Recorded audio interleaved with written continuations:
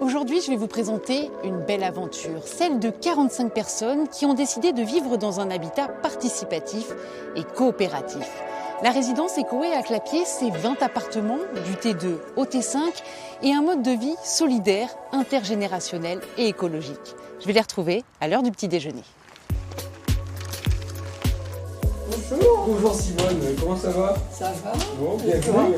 Bienvenue. Ça fait plaisir de se Bon, voir. pareil. Il est né à peu près au mois de février. Parce que c'était mon anniversaire. Hein. Vraiment, Poupou. Il a 2 ans. Oui, c'est ça, il y a 90 ans qu'il nous sépare. Presque un siècle. Hello. Bonjour. Moi, je prends du thym. J'ai fabriqué du thym exprès. Simone, vous êtes la doyenne ici. Un petit déjeuner une fois par semaine dans cette salle, c'est un moment que vous appréciez? C'est un moment que j'apprécie beaucoup. Je ne veux pas m'isoler, loin de là, parce que je les aime tous, je voudrais toujours être avec eux. Et puis je sais qu'ils sont là, je sais que si j'ai besoin d'eux, je peux les appeler. Voilà. Et puis j'ai ma famille à côté de moi. Hugues, pourquoi vous êtes venu, vous, vivre ici?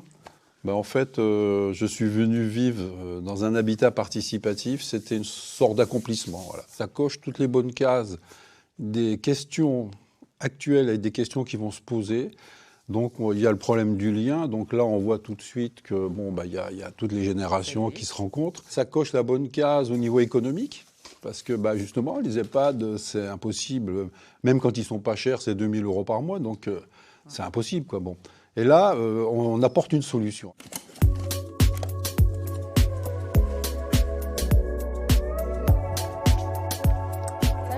Salut. Ouais, ça va? Vas-y, viens, je te montre ce qu'il faut, ce que j'ai besoin de changer. Hop, j'ai une matrice qui se fixe au mur. Vous vous dépannez souvent entre vous? Ça arrive, ouais.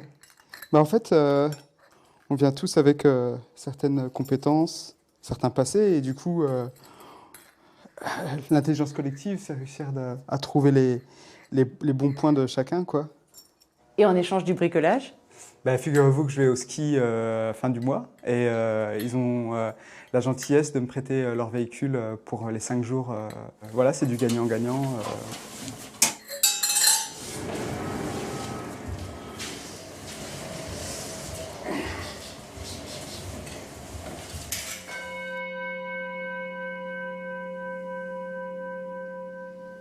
Quand j'inspire, moment présent.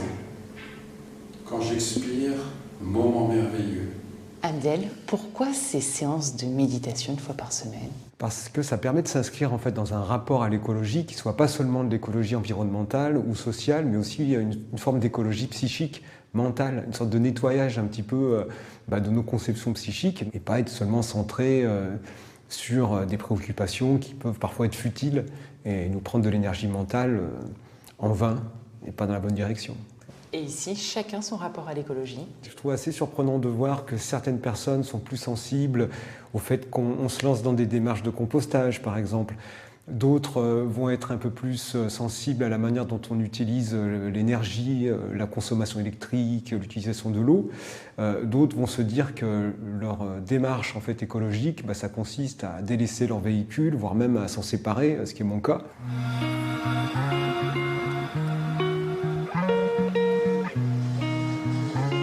Les habitants aussi ont eu envie de vivre dans un bâtiment écologique. Oui, on a tous décidé ça dès la conception du projet. On a, je pense, obtenu un très bon résultat que je vous invite à voir. Voilà, donc je vous présente le matériau qui a été choisi à l'unanimité par le groupe.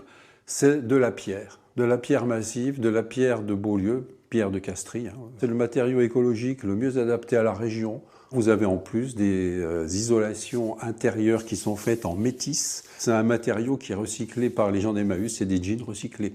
Donc ça aussi, c'est local, vous voyez. Et pour la production d'électricité, vous faites comment?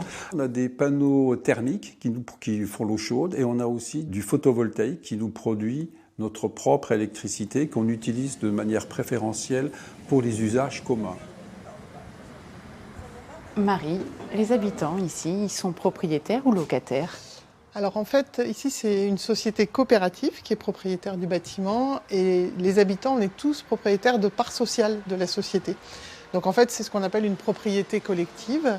Chacun apporte, en fonction de ses possibilités, en apport financier à peu près 20% de la valeur de son logement. Ça permet à des gens qui n'auraient pas forcément accès au crédit, par exemple des gens qui sont trop âgés ou des gens qui n'ont pas des revenus suffisants, de pouvoir accéder à une forme de propriété. Je pense que c'est réellement un modèle d'avenir, oui. En choisissant ce mode de vie, ces habitants se sont lancés dans une aventure collective riche de sens. Ce vivre ensemble ne sera peut-être pas toujours simple, avec des difficultés qui surgiront sans doute, mais on les sent motivés. Si vous aussi, vous avez des idées pour le monde de demain, dites-le nous, c'est tout de suite qu'il faut s'y mettre. À bientôt!